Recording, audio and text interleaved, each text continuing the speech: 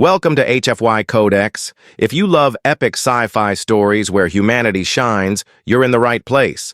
Don't forget to like, comment, and subscribe for thrilling HFY adventures. Join us and be part of the journey. The Frozen Strangers. Wind screamed across the icy land of Varela 7. Snow flew in every direction, hiding the world in white.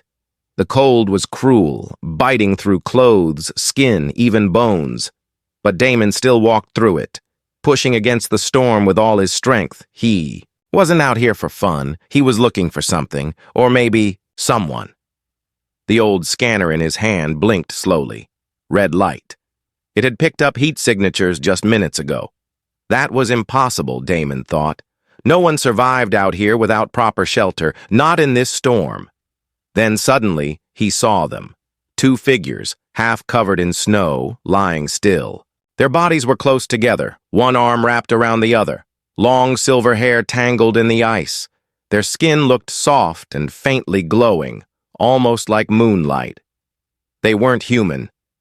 Damon rushed forward. Kneeling beside them, he touched the older one's neck. There was a pulse, slow and weak. The younger one shivered once, whispering something he didn't understand. They were alive, but barely. He didn't have time to think. The storm was getting worse. He picked up the older one first. She was taller, heavier. Then he wrapped the younger one in his coat and carried them both back toward his cabin. Every step was hard. His boots sank deep into the snow. His arms burned from the weight. But he kept going. He couldn't let them die out here, even if they were aliens. The door slammed shut behind him as he entered the cabin. Heat blasted from the small power core in the corner. Damon placed the two strangers near the heater, then wrapped them in thick blankets. Their clothes were torn and thin, not enough. To survive this kind of cold, he opened a pack of emergency rations and melted snow in a pot. The warm water would help. Slowly, he rubbed their hands and feet to bring the feeling back. The younger one coughed. Then her eyes opened, wide and glowing. Violet. She looked scared, confused. She reached for her sister and cried out in a strange language. "I'm not going to hurt you," Damon said softly, holding his hands up. "I found you outside. You were freezing!" She didn't understand the words, but maybe she felt his calm voice. She clutched her sister tightly, eyes never leaving Damon. The older one didn't wake up. Her skin was colder, her breathing slower. Damon worried she wouldn't make it through the night. He added more heat packs and sat beside them, watching, waiting. Snow slammed against the windows outside, but inside, it was quiet, almost peaceful. Hours passed. The younger one stayed awake, watching every move Damon made. He noticed a strange marking on their arms, burned into the skin. It looked like some kind of symbol, or a brand. Prisoners? Refugees? He didn't know, but he knew fear when he saw it. He handed her a small bowl of warm soup. She stared at it, then at him. He took a small sip from his own bowl to show her it was safe. Slowly, carefully, she tasted it, then quickly ate the rest. Like she hadn't eaten in days, her hands shook as she placed the bowl down. She looked at him again, this time. Less afraid, Damon gave her a blanket and pointed to the bed in the corner. She didn't move at first, but when she saw him wrap another blanket around her sister, she followed. She pulled the older one close, whispering something into her ear. Then lay down beside her, both of them huddled together under the covers. Damon sat back in his chair, staring at the fire. What had he just brought into his home? Who were they? Why were they out in the storm dressed like that? And why? Did part of him already feel like he had to protect them? The scanner blinked again, this time green. It was searching for more signs of life, but there was nothing out there now, just snow, wind, and silence. Damon looked at the sleeping girls. He didn't even know their names, but deep in his heart, he knew one thing. This wasn't the end of something. It was the beginning. The storm outside had brought more than snow. It had brought strangers. It had brought mystery. And maybe it had brought family. eyes open in the dark. The storm outside had passed, but inside Damon's cabin, silence still filled the air. The fire burned low, casting soft orange light across the walls. The warmth touched everything, the wood floor, the steel pots, and the two alien girls lying under thick blankets. Damon hadn't slept. He sat by the heater, watching them carefully. He still didn't know who they were or why they were out in the snow, but something deep inside him kept whispering, "They need you." Then it happened. The older one moved.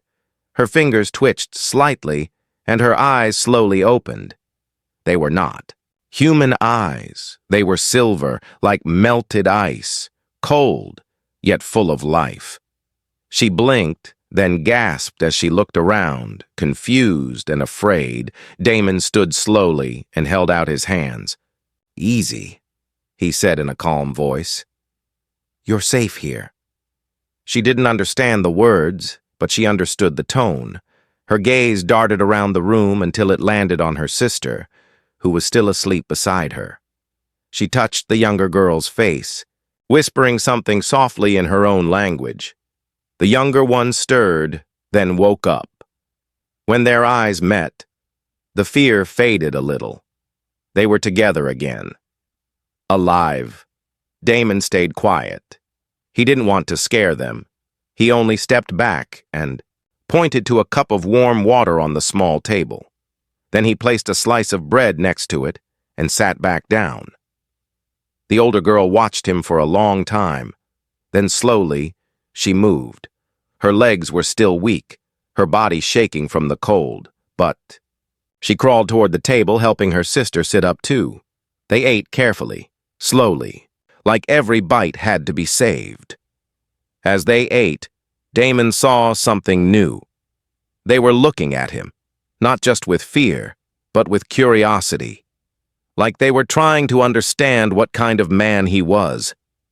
The younger one pointed to herself. "Nira," she said softly. Damon raised his eyebrows, surprised. He pointed to her and repeated, "Nira?" She nodded, smiling just a little. Then she pointed to her sister. "Lyra." "Lyra," Damon said, looking at the older one. She said nothing, but her eyes blinked once, slowly. Maybe that meant, "Yes." He smiled a little. "I'm Damon." He pointed to himself. "Damon." Nira tried to say it. "Day-mon." Lyra said nothing, but her gaze stayed locked on his face. Strong eyes, silent eyes, eyes that didn't trust easily. That night, Nira grew weak again.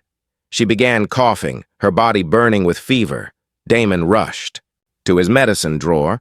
Pulling out all the supplies he had, he crushed herbs into hot water, made her drink it slowly.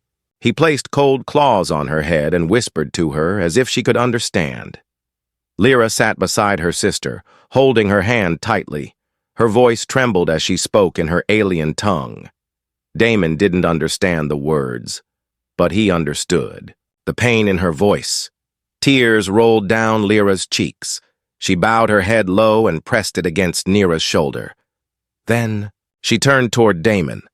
She dropped to her knees, hands open, begging him, not with words but with eyes full of desperation. Damon nodded. "I'm doing everything I can," he whispered. He didn't sleep that night either. He sat beside Nira with a scanner in one hand and a warm cloth in the other, checking, wiping, waiting. The sun rose. Nira's fever broke, her breathing calmed. She opened her eyes and smiled at her sister, and then at Damon. Lyra didn't smile. But she looked at Damon for a long moment. Then slowly, she bowed her head. Not in fear, but in something close to respect. She trusted him now, at least a little. Later, Damon watched from a distance as the sisters sat near the fire. They spoke softly to each other and sometimes pointed at him while whispering. Nira even giggled once, hiding her smile with her hand. They were beginning to feel safe. He should have felt proud. But instead, A strange question filled his heart. What had happened to them before the storm? Why were they alone out there? Why did they carry such deep sadness in their eyes? Damon didn't know, but he promised himself something that day. Whatever their past was, whatever their future might bring, he would protect them as long as they stayed under his roof. No harm would touch them again, not from the snow, not from hunger, and not from anyone. The cold truth. The fire crackled in the small cabin. Snow still covered the land outside, but inside, something was changing.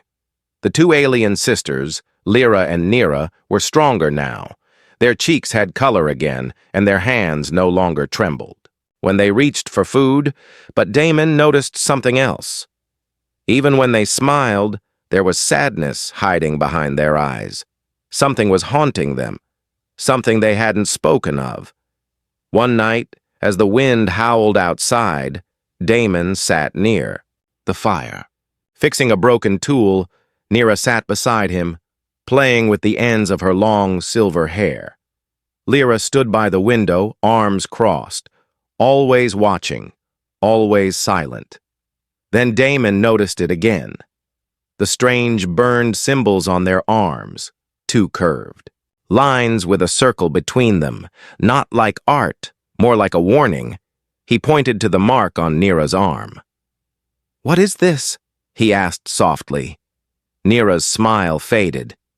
She looked at her sister, unsure. Lyra turned her head away, her jaw tight, but... Then Nera took a deep breath. She pointed to the mark and said one word. "Zorinth." Damon frowned. "Zorinth? What's that? A place?" She shook her head. Then she stood, walked to the table, and picked up a sharp piece of metal. She held it over her own skin, just above the mark. She didn't hurt herself, but she pressed down gently, showing what had been done. Then she looked at Damon and with deep sadness whispered, "Slave?" The word hit Damon like a punch to the chest. He stood slowly. "What?" Nera pointed to herself, then to her sister. "Slave. Breeder." Damon's face turned pale. He looked at Lyra, who now stepped forward, eyes fierce. She touched the mark on her own arm and nodded. Then she made a slashing motion across her chest and pointed out the window toward the snow. They had escaped. They had run from something cruel, something evil. Lyra then opened the bag they had brought with them. She pulled out a torn cloth with a strange symbol, red and black with sharp edges. She placed it in front of Damon and spoke. "Zorinth Empire." Damon stared at it. He had heard that name before. Zorinth ships were known to take people from less advanced planets. They didn't call it slavery, but everyone knew what it was. They called it selection. But for the chosen ones, it meant a life in chains. Damon clenched his fists. He looked at the sisters again, really looked this time. They were not just lost girls, they were survivors. They had escaped hell. How? "Did you get here?" he asked. Nera drew on the table with her finger using melted snow. She made a line that turned into a broken shape. Like a ship crashing. "Prison ship," she said. "Crash. Storm. Run." Lyra added a word. "Hunted." They had escaped. During a transport crash, the ship went down during a snowstorm. They fled into the cold, and Damon had found them before the cold did. Damon sat down slowly, his heart heavy. He looked at Lyra, her eyes still guarded. He looked at Nera, who now hugged her knees and stared into the fire. No one had saved them before. No one had fought for them. They had only each other, until now. Damon stood up. He walked over to the wall and unlocked a small metal box. Inside were weapons, old but working. He pulled out a rifle and loaded it. When he turned around, the sisters stared at him, confused. Damon placed the rifle on the table. "If they come for you," he said, "they'll have to go through me." They didn't understand the words fully, but they understood the message. Lyra looked down, then slowly stepped forward. She reached out and placed her hand over Damon's. Just for a second, Then she turned away. But that one moment was enough. He had earned something rare, Lyra's trust. That night, Damon didn't sleep. He stood by the window, staring into the snow. His eyes searched for shadows, lights, anything, somewhere. Out there, the Zorinth Empire might be looking for their lost cargo, but if they came, they wouldn't find slaves. They'd find two brave sisters, and a human man ready to stand in their way. The cold truth was out now, and Damon had made his choice. He wasn't just a rescuer anymore. He was their guardian, and maybe something more. The first touch of trust. The days passed slowly. Snow still covered the hills outside, but inside the cabin something warmer had begun to grow.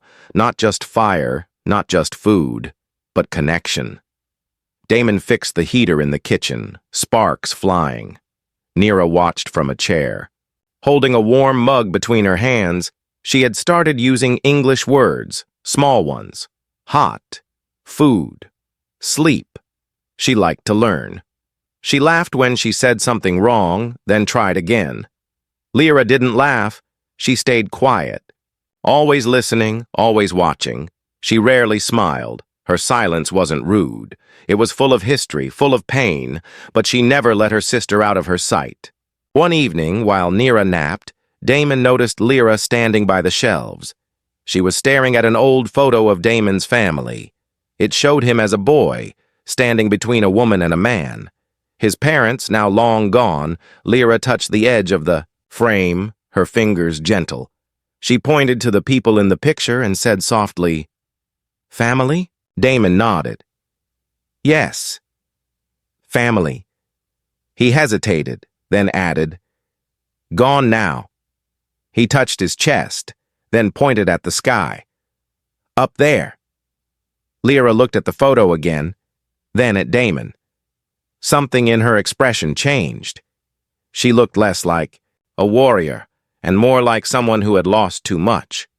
She turned away, sat beside the sleeping Nira, then whispered something in her language, words filled with care and sadness. Damon didn't need a translator to know. She was telling her sister, "Don't worry, I'm still here." That night, the wind picked up again. The scanner near the window beeped once. Damon checked it. No large movements, just shifting snow. Still, it made his heart beat faster. He went outside to secure the storage hatch. The air was sharp like knives. When he returned, the lights flickered. The power core was weakening. He would need to do repairs soon. He sat down on the floor, flashlight in one hand, tool in the other. Lyra approached him slowly, then crouched beside him. She touched the open panel and tilted her head. Then, to his surprise, she reached in and adjusted the wires. A soft hum returned. The lights stabilized. Damon blinked, surprised. "You know this?" She gave a small nod. "Zorinth ship." "Same." She had worked on Zorinth machines before. Maybe as a prisoner, maybe as forced labor. But she had skills. She wasn't just a survivor. She was smart. Damon smiled. "Thank you." Lyra didn't smile back, but she stayed near him, sitting. Quietly on the floor, the silence between them wasn't heavy this time. It was peaceful. Later that night, Nira's fever returned. It came without warning, fast and hot. She shook under the blanket, eyes wide with fear. Damon rushed to her side. Lyra was already there, holding her sister's hand tightly. Tears filled her eyes. She looked at Damon, her lips trembling. No, die," she whispered. "Help." He knelt down, checked her temperature. Far too high. The medicine wasn't working anymore. He needed something stronger. He ran to the storeroom, grabbing the last of the antibiotics. He injected the dose into Nira's arm, praying it would work. Then he sat beside them, watching over the girl as she struggled to breathe. Lyra didn't move away. She pressed her forehead to Nira's and whispered stories in her native tongue. She cried, but quietly. Damon stayed with them all night, just Before morning, Neera's breathing slowed. The fever broke. Her eyes opened weakly and she smiled. Mon, she whispered. Damon blinked in shock. It was the first time she'd said his name right. He smiled back. Yeah, I'm here. Lyra looked at him then. Really looked. Her silver eyes soft with something new. She reached out, and for the first time, touched his hand. Just 1 second, just one moment. But it was the first touch of trust. That day, Damon didn't feel like just a man helping strangers. He felt like someone important, not because he saved a life, but because someone finally saw him as more than a rescuer. Lyra never said thank you, but she didn't need to. That touch said everything. War outside, peace. Within, the snow had finally stopped falling. For the first time in weeks, the sky above Varela 7 was clear. Sunlight touched the frozen land, turning the ice into glittering glass. But inside Damon's cabin, there was no joy, only silence. Damon stood on the roof, adjusting a small solar panel. He needed more power. Neera was still weak, and the backup heater was failing. Lyra stood below, holding the ladder, her eyes scanning the snowy hills. She hadn't smiled in days. Her mind was somewhere far away. Then it happened, a sharp beep from the sensor tower, one long tone.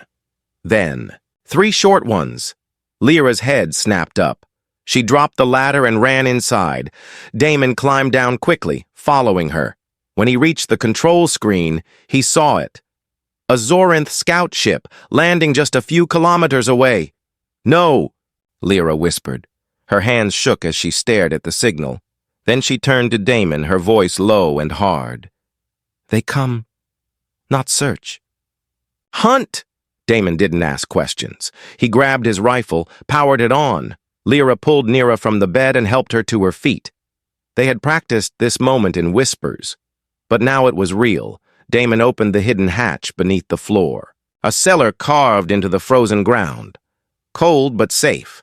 It had food, blankets, and a backup air system. It wasn't perfect, but it would keep them hidden for a while.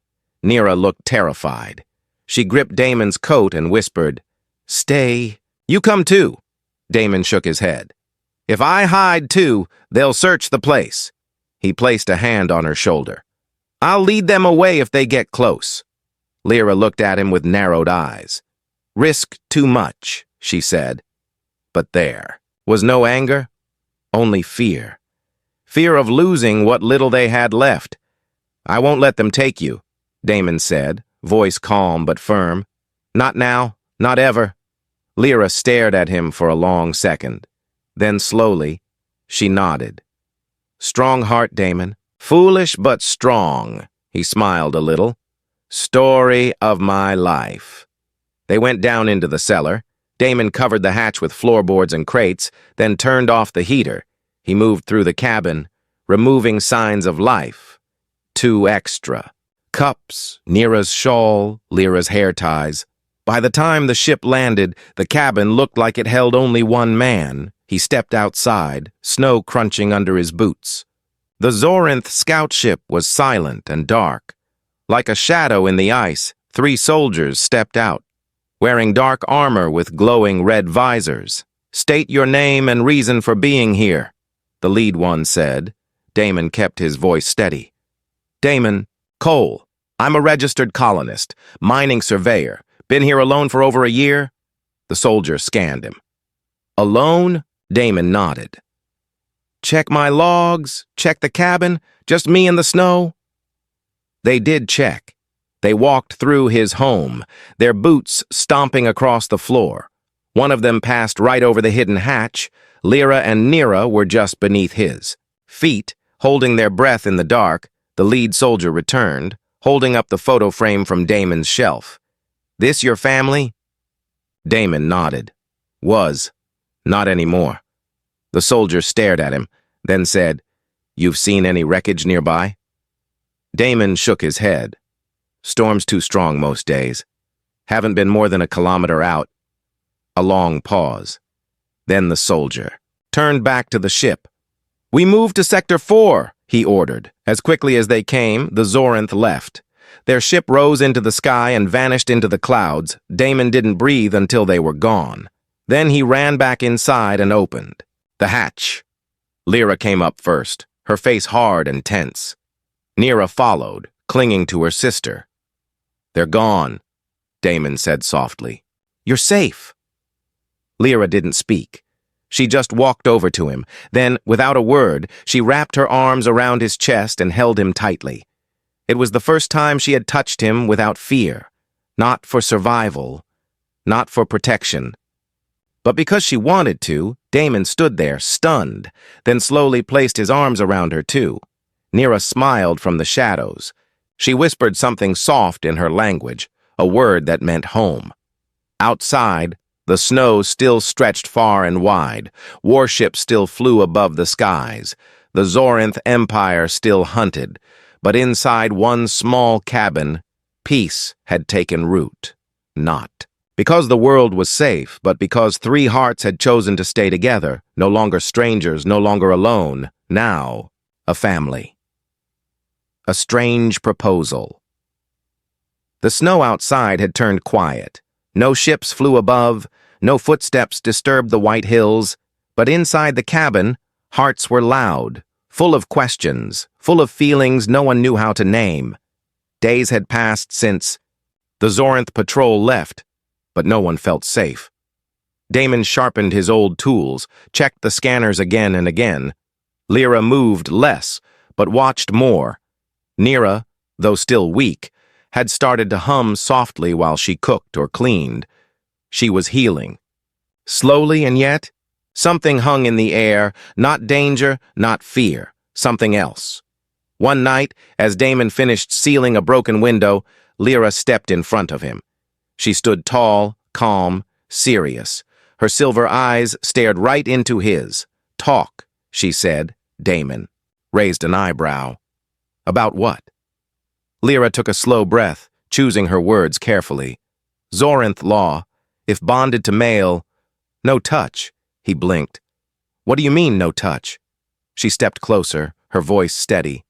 "If male claims, as bondmate, under Zorinth treaty, females protected. Protected how?" Damon asked, heart starting to race. Lyra pointed to her own chest, then to his. "If you take us as yours, they cannot take us back." Damon stared at her in silence. She wasn't joking. She wasn't playing games. This wasn't about romance. It was about survival. "You mean marriage?" Damon asked quietly. Lyra frowned, trying to understand. "Yes," she said slowly. "Bond, like human word, husband." Damon turned away, walking toward the table. He rubbed his face, trying to think. He had saved them, protected them. But this was different. This meant something bigger. "I don't want to own anyone," he said. "Finally, I'm not like them." Lyra stepped forward again, her voice softer now. "We ask, not beg." She placed a hand on her heart. "Lyra, choose." Then pointed to the other room. "Neera, choose too." Damon looked at her, really looked. She had scars on her arms, tiredness in her bones, but there was strength in her words. She wasn't being forced into this. She was offering it. Not as a slave, but as a woman who had fought to survive. Neera came out then, standing quietly behind her sister. She walked to Damon and gently placed a small white stone in his palm. She smiled shyly. "Gift. From Snow? For bond?" Damon's hand closed around the stone. Warmth spread through his chest. He didn't understand Zorinth rituals. He didn't know if this would change everything or nothing. But he knew this. He couldn't lose them. Not now. Not after all they'd been through together. He nodded slowly. "Okay," he whispered. "I accept." Lyra didn't smile, but her shoulders relaxed. She stepped forward and pressed her forehead gently to his. A quiet moment, a silent promise. Nira laughed softly and did the same, her touch lighter, but full of joy. That night, the cabin felt different. The same fire burned, the same wind. Whispered outside, but inside. 3 souls sat together. Closer than ever before, Damon didn't know what tomorrow would bring. He didn't know if the Zorinth Empire would come back, but he knew one thing: he was no longer alone. And neither were they? A home with 3 hearts. Spring came slowly to Varela 7. The ice didn't melt all at once. It softened first, drop by drop, just like the hearts inside the small wooden cabin. It had been weeks since Damon accepted the bond, since Lyra and Nira placed their trust and their lives in his hands. But now, the bond didn't feel like survival anymore. It felt like something warmer. Lyra stood outside near the woodpile, her breath forming clouds in the morning air. She wore Damon's old coat, too big for her shoulders. She chopped logs with quick, sharp strikes, focused and strong. The cold didn't bother her anymore. She had found purpose. Inside, Nira sang softly, grinding herbs for soup. Her voice was light, almost human now. She danced between the shelves, her long silver hair tied back. The sickness was gone. In its place, joy had returned. Damon sat at the workbench fixing a broken solar lamp, but his eyes kept drifting to the window, watching Lyra move with quiet strength. His heart stirred, not just with love, but with respect. He hadn't saved them. They had saved each other later. That evening, they ate together on the floor beside the fire. No chairs, no table, just warmth, laughter, and shared food. Nira placed her hand on Damon's arm and said, "Family," then pointed to herself, "Me," then to Lyra, "Sister," then to Damon again, "Husband." Lyra chuckled softly, for the first time in front of him. Her smile was rare, but real. She said, "Strange human, strange life, but warm." Damon raised a cup of snowberry tea. "Too strange." They all touched cups, and for a moment there was no war, no empire, no cold, only them, 3 hearts in one home. But peace didn't mean safety. One afternoon, a signal blinked. On Damon's scanner, a Zorinth ship, far away this time, but still circling, still searching. Damon powered up the defense shield. He checked the rifles, sharpened the knives, but he didn't panic. He wasn't alone anymore. Lyra helped reprogram the scanner, adding cloaking codes she had learned while on Zorinth ships. Nira recorded. A false signal to send off their trail. They were no longer hiding helplessly. They were protecting something now. Protecting home. On the first day of full sun, Damon climbed the snowy hill with Lyra and Nira beside him. They looked out at the world, holding hands without speaking. Below them stood the cabin, strong, silent, and warm. Behind them, the wind was cold, but in front of them was life. Nira leaned against Damon, her voice soft. "You found us in snow," she said. "We find you in heart." Lyra added, "Cold tried to take us. You gave us fire." Damon looked at them both. Alien sisters, survivors, his family. He never expected love to look like this, but now he couldn't imagine anything else. No papers, no rings, no need for human customs, only shared days, shared struggles, shared care, a bond formed not by tradition, but by choice, by trust, by love. As the stars rose that night, Damon stood outside with them once more. The wind whispered across the land, but it no longer felt empty. He had come to this planet for solitude, but he had found something greater, not just 2 lost sisters, but 2 souls who had chosen him and who now called him husband, not because they had to, but because they wanted to, and in the heart of a frozen world. They had built a home, a home with 3 hearts,